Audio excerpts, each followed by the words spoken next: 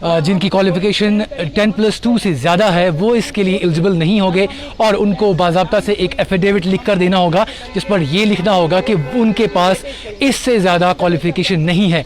और अगर किसी भी वक्त ये पाया गया कि उनके पास इससे ज़्यादा क्वालिफिकेशन है तो उनको डिसक्वालीफाई कर दिया जाएगा इससे। और अभी ये लोग यहाँ पर जमा हुए हैं, बड़ी तादाद में यहाँ लोग जमा हुए हैं जो एस्पिरेंट्स हैं इनके। ये लोग बता रहे हैं कि हमारा जो मुतालबा है वो ये है कि इस पर नज़रसानी की जाए और तमाम जो लोग हैं वो इसमें उनको शमूलियत किया जाए और मेरिट बेसिस पर जो है लिस्ट निकाला जाए।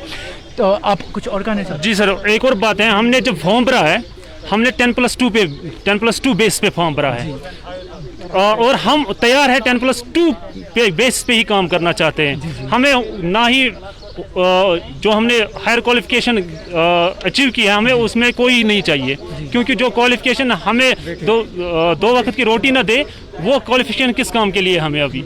तो हमने 10+2 भी किया है ना, तो 10th भी। जिस तरह से इससे पहले बताया जा रहा था कि अगर आपने 10+2 रखा है वहाँ पे तो वही कंसिडर किया जाएगा और आपको इससे ज़्यादा जो है promotion on the basis of qualification नहीं मिलेगी। तो उस पर आपका क्या कहना है? वही तो हम चाहते हैं ना कि अगर आपको लेना तो 10+2 बेस पे लें, हम वही एफिडेविट देंगे। हमें जो है प्रमोशन नहीं चाहिए on the base of higher qualification. So ये फन क्या है, ये क्या कर रहे हैं, ये जो एडमिनिस्ट्रेशन है क्या कर रहे हैं, पता नहीं चल रहा है कि आए दिन कश्मीर में क्या हो रहा है। क्यों, तो आप देख सकते हो कि कितने यहाँ पे ऐसे एस्पिरेंट्स हैं जिनकी जो एज है वो 40 है, 40+ भी है। मेरी भी एज 36 है। हम कहाँ जाएंगे इसके बाद? अगर इनको चाहिए, ये कह रहे हैं कि आप ग्रेजुएट पोस्ट के एलिजिबल हो, लेकिन हमारे यहाँ पे एस्पिरेंट ऐसे भी है जिनकी परसेंटेज 50 से कम है। अगर आप देखोगे कि जो कल नोटिफिकेशन निकली थी 2021 में जो JKSSB, उसमें ऐसे पोस्ट निकाले इन्होंने जिनकी परसेंटेज 60 से प्लस होनी चाहिए, लेकिन ऐसे एस्पिरेंट्स हैं हमारे पास जिनकी बिलो 50 है। तो वो कहाँ जाएंगे?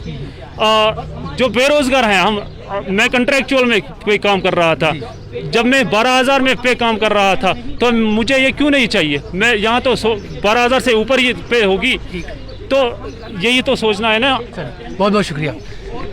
नाज़रीन किराम, हमारे साथ ही एक एस्पिरेंट जुड़े थे और जिस तरह से इन्होंने देखा और साफ तौर पर जाहिर है कि ये इनका गमो गुस्सा जो है वो कितना जायज़ है। आप देख सकते हैं कि हमारे साथ कितने यहाँ पर लोग जो जमा हैं। एक तरफ सरकार आए दिनों ये वादे करती है कि यहाँ पर डेवलपमेंट होगी, अनएम्प्लॉयमेंट ख़त्म होगी, लेकिन दूसरी तरफ हम देख रहे हैं कि किस तरह से ये पढ़े लिखे नौजवान जो हैं वो सड़कों पर आ रहे हैं और यहाँ पर मजबूर हो गए हैं वो नारेबाजी करने में और इंतज़ामिया के ख़िलाफ़ नारेबाजी की जा रही है।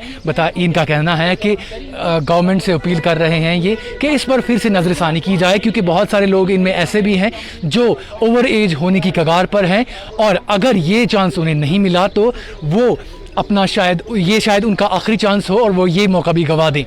तो इस सब में आपने देखा कि इनका गम गुस्सा भी देख रहा था और तमाम लोग जो है ये प्रोटेस्ट कर